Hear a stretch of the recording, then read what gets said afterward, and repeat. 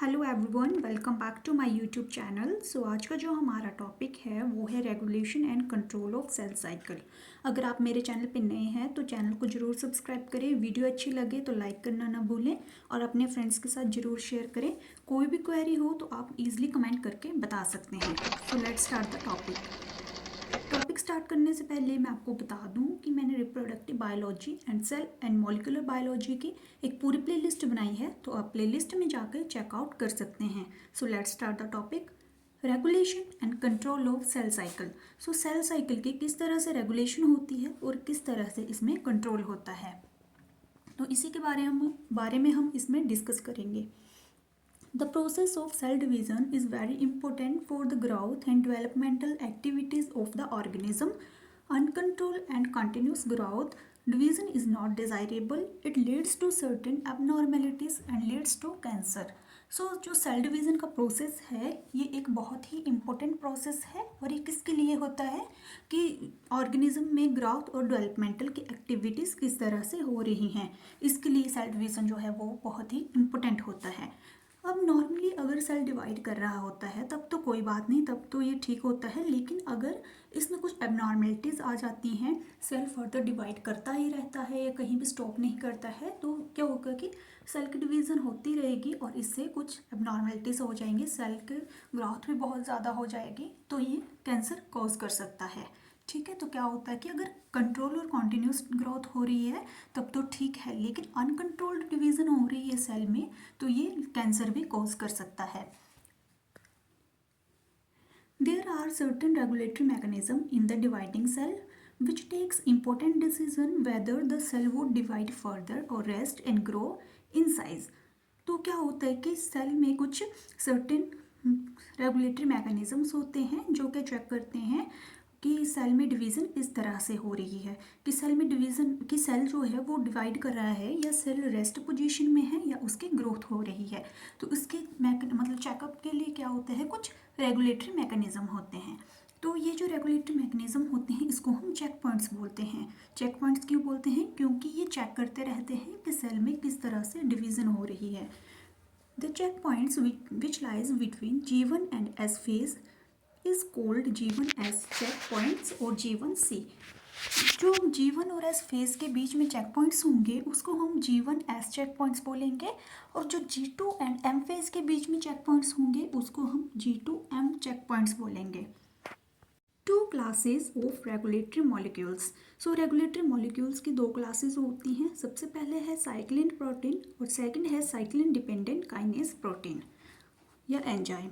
सो सबसे पहले हम साइक्लिन प्रोटीन की बात करेंगे। This determine the process through cell cycle.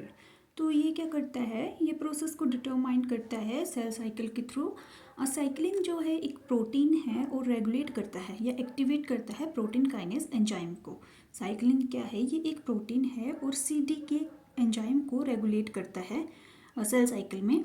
Cyclin have no catalytic activity. Cyclin में जो है वो कोई भी कैटालिटिक एक्टिविटी नहीं होती है।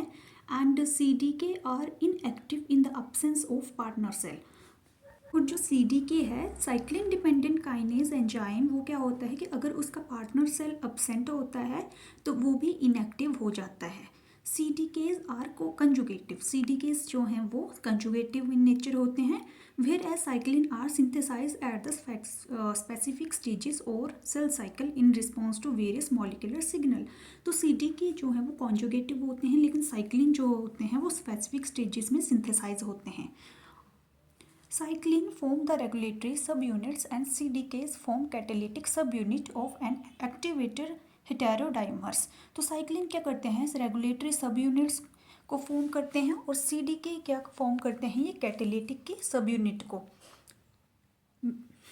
इसके बाद हम चेक पॉइंट्स की अगर बात करें जिसके अंडर फर्स्ट चेक पॉइंट और सेकंड चेक पॉइंट है। चेक पॉइंट्स क्या होते हैं कि जो मैंने आपको पहले भी बताया कि ये चेक करते हैं, ये एक रेगुलेटरी मैकेनिज्म होता है, ये चेक करते हैं कि सेल की ग्रोथ कितनी हो रही है, सेल ज़्यादा डिवाइड कर रहा है या कम डिवाइड कर रहा है या सेल रेस्टिंग पोजीशन में है, तो ये उसको चेक करते हैं। फर्स्ट चेक पॉइंट है जो मैंने आपको बताया था कि G1 S फेज के बीच में होती है। This check points lies between G1 and S phase in G1 the CDK becomes active by G1 cyclin protein। तो क्या होता है G1 फेज में CDK जो है वो एक्टिव हो जाता है G1 साइक्लिन प्रोटीन से and ATP at its activation site। It causes transition of G1 to S phase.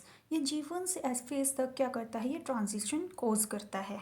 G1 cyclin protein destroyed at the end of S phase and CDK becomes inactive। So G1 cyclin protein जो है वो S phase के end में destroy हो जाता है और CDK जो होता है वो इनएक्टिव हो जाता है।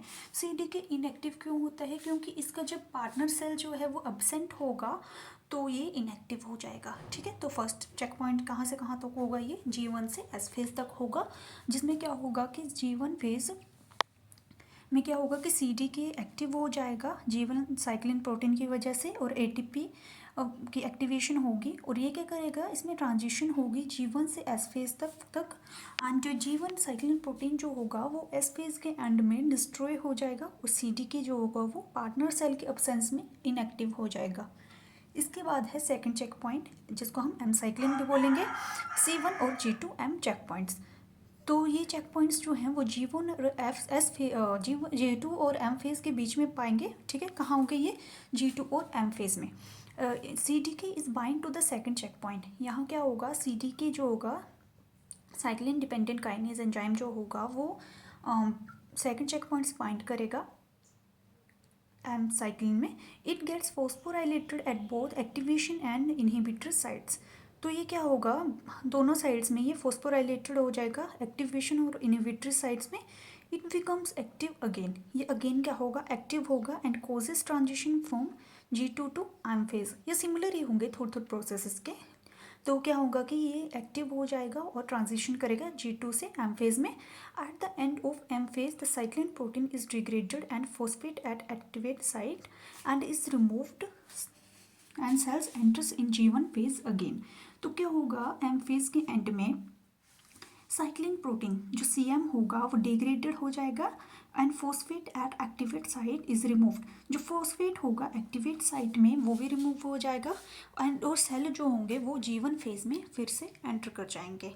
ठीक है, क्या होगा, M फेज के एंड में साइक्लिन प्रोटीन डिग्रेड हो जाएगा, फॉस्फेट एक्टिवेट हो जाएगा, जो एक्टिवेट फॉस्फेट होगा एक्टिवेट साइट से वो फॉस्फेट रिमूव हो जाएगा और सेल जो होंगे वो G1 फेज में फिर से एंटर कर जाएंगे।